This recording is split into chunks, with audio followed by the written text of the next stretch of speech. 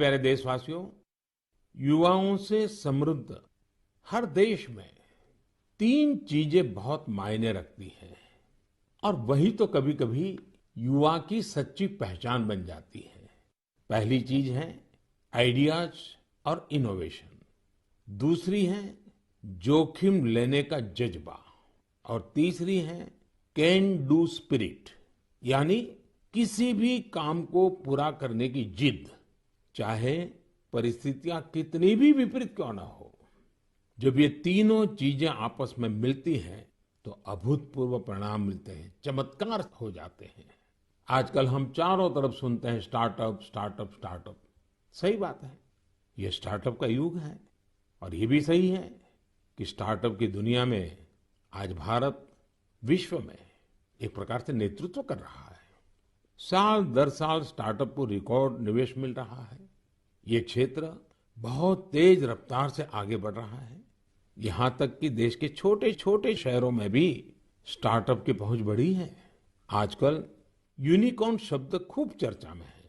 आप सबने इसके बारे में सुना होगा। यूनिकॉर्न एक ऐसा स्टार्टअप होता है जिसका वैल्यूएशन कम से कम $1 बिलियन होता है, यानी करीब करीब 7,000 करोड़ रुपए से ज्यादा।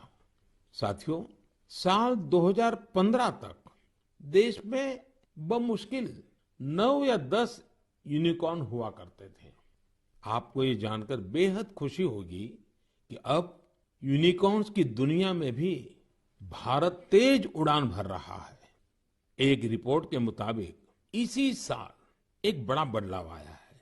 सिर्फ 10 महीनों में ही भारत में हर 10 दिन में एक यूनिकॉर्न बना है। ये इसलिए भी बड़ी बात है क्योंकि हमारे युवाओं ने ये सफलता कोरोना महामारी के बीच हासिल की है। आज भारत में 70 से अधिक यूनिकॉर्न हो चुके हैं, यानी 70 से अधिक स्टार्टअप ऐसे हैं जो 1 बिलियन से ज्यादा के वैल्यूएशन को पार कर गए हैं। साथियों, स्टार्टअप की इस सफलता के कारण हर किसी का उस पर ध्यान गया है और जिस प्रकार से देश से विदेश से निवेशकों से उसे समर्थन मिल रहा है, शायद कुछ साल पहले उसकी कोई कल्पना भी नहीं कर सकता था। साथियों, स्टार्टअप्स के जरिए भारतीय युवा ग्लोबल प्रॉब्लम्स के समाधान में भी अपना योगदान दे रहे हैं। आज हम एक युवा मयूर पाटिल से बात करेंगे।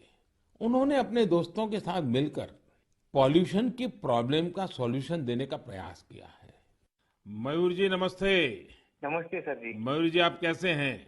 बस बढ़िया सर, आप कैसे हो? मैं बहुत प्रसन्न हूँ। अच्छा, मुझे बताइए कि आज आप कुछ स्टार्टअप की दुनिया में हैं। हाँ जी। और बेस्ट में से बेस्ट भी कर रहे हैं। हाँ जी। एनवायरनमेंट का भी कर रहे हैं। थोड़ा मुझे अपने बारे में बताइए, कि काम के बारे में बताइए और इस काम के पीछे आपको विचार कहाँ से आया? तो जब कॉलेज में था तभी मेरे पास मोटरसाइकिल था जिसका माइलेज बहुत कम था और एमिशन बहुत ज्यादा था। वो 2 स्ट्रोक मोटरसाइकिल था। तो एमिशन कम करने के लिए और उसका माइलेज थोड़ा बढ़ाने के लिए मैंने कोशिश चालू किया था कुछ 2011-12 में, और इसका मैंने करीब करीब 62 किलोमीटर पर लीटर तक माइलेज बढ़ा दिया था। तो वहां से मुझे ये प्रेरणा मिली कि कुछ ऐसा चीज बनाएं जो मास प्रोडक्शन कर सकते हैं, तो बाकी बहुत सारे लोगों को उसका फायदा होगा। तो 2017-18 में हम लोगों ने उसका टेक्नोलॉजी डेवलप किया और रीजनल ट्रांसपोर्ट कॉर्पोरेशन में हम लोगों ने 10 बसेस में वो यूज किया उसका रिजल्ट चेक करने के लिए,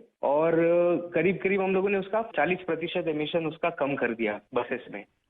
अब ये टेक्नोलॉजी जो आपने खोजी है उसका पेटेंट वगैरह करवा लिया? हाँ जी, पेटेंट हो गया। ये साल में ही हमें पेटेंट ग्रांट होके आ गया। और आगे इसको बढ़ाने का क्या प्लान है आपका? किस प्रकार से कर रहे हैं? जैसे बस का रिजल्ट आ गया, उसके भी सारी चीजें बाहर आ गई होगी, तो आगे क्या सोच रहे हैं? सर, स्टार्टअप इंडिया के अंदर नीति आयोग से अटल न्यू इंडिया चैलेंज जो है वहाँ से हमें ग्रांट मिला, और वो ग्रांट के बेसिस पे हम लोगों ने अभी फैक्ट्री चालू किया जहाँ पे हम एयर फिल्टर्स का मैन्युफैक्चरिंग कर सकते हैं। तो भारत सरकार की तरफ से कितना ग्रांट मिला आपको? 90 लाख। 90 लाख। और उससे आपका काम चल गया? हाँ, अभी तो चालू हो गया है, प्रोसेस में है।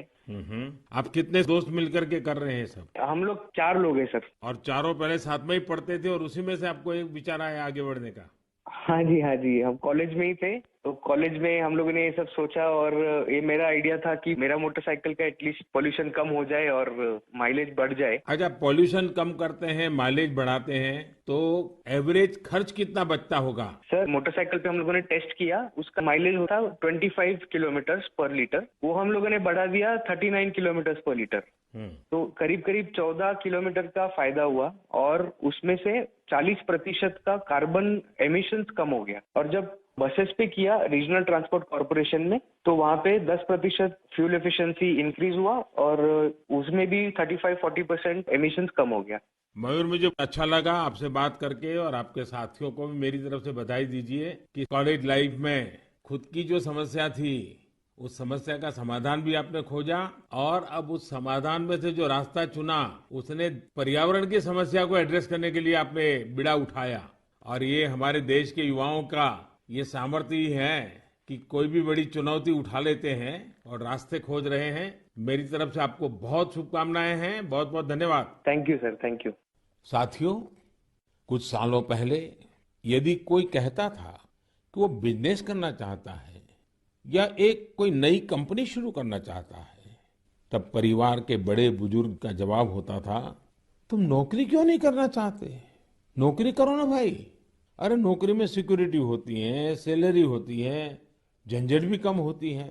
लेकिन आज यदि कोई अपनी कंपनी शुरू करना चाहता है, तो उसके आसपास के सभी लोग बहुत उत्साहित होते हैं और इसमें उसका पूरा सपोर्ट भी करते हैं। साथियों, भारत की ग्रोथ स्टोरी का यह टर्निंग पॉइंट है, जहां अब लोग सिर्फ जॉब सीकर्स बनने का सपना नहीं देख रहे, बल्कि जॉब क्रिएटर्स भी बन रहे हैं। इससे विश्व मंच पर भारत की स्थिति और मजबूत बनेगी।